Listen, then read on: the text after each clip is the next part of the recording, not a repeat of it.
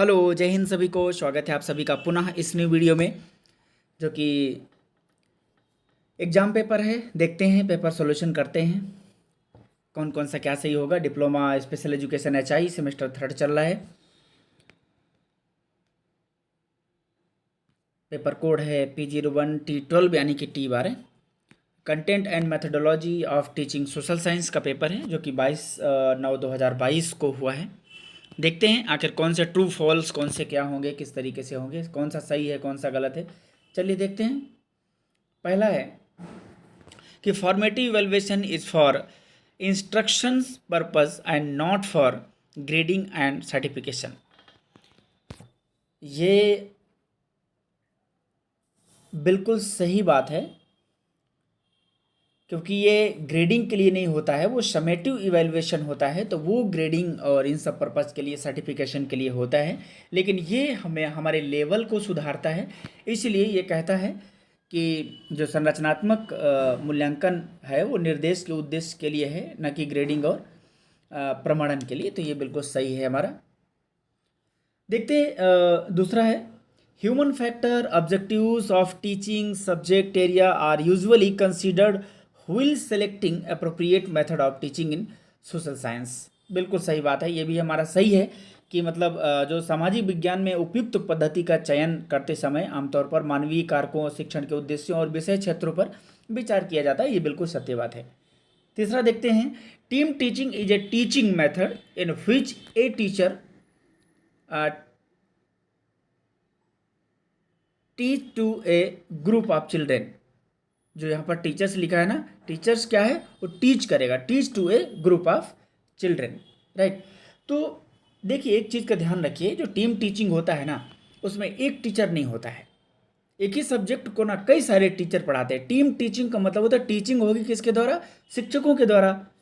तो शिक्षक एक नहीं होगा, मतलब टीम, टीम का मतलब समूह, टीम का मतलब एक नहीं होता। तो यहाँ पर कई सारे शिक्षक होंगे, 2 हो सकते हैं, 3 हो सकते हैं। तो ग्रुप में टीचर होंगे और एक ही ग्रुप के बच्चों को पढ़ाएंगे। ऐसा नहीं, मान लीजिए कि सोशल साइंस का सब्जेक्ट है, उसमें 4 लोग अलग अलग एक्सपर्ट है, 4 लोग पढ़ाएंगे एक साथ।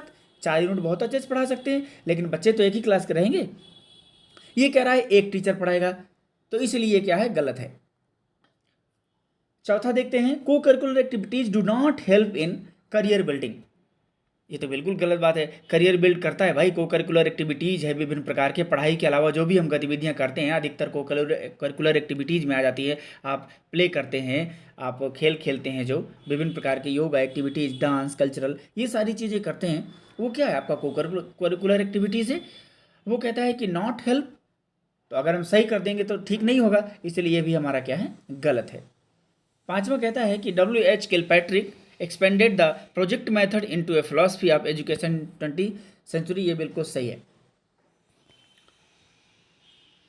देखिए, कल ही हमने गेस पेपर बनाया था इसका। ये सारी चीज़ें देखिए, प्रोजेक्ट में पूछा भी था वहाँ पर, और यहाँ भी देखिए मैगजीम्स के बारे में बोला था कि इसको पढ़ लीजिएगा, कि any 5 maxims of teaching social science आपने किया ही होगा, बहुत सारी जो आपके सिलेबस में थी। Project method versus heuristic method. Project method तो किलपैट्रिक ने दिया था, ह्यूरिस्टिक मेथड आर्मस्ट्रांग। ये दोनों आपने किया ही होगा बेहतर तरीके से। तीसरा है limitation of year plan and advantage. Year plan का लिमिटेशन है और एडवांटेज ऑफ यूनिट प्लान है, किस तरीके से, ये भी। चौथा है field trip as a technique of teaching. तो पढ़ाने के उद्देश्य से जो हमारा टेक्निक है, तकनीकी है, फील्ड ट्रिप, उसके बारे में विशेषता से बताना है।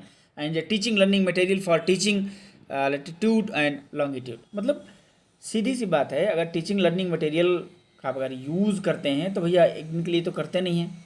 टीचिंग बेहतर तरीके से आपकी हो जाए उसके लिए करते हैं।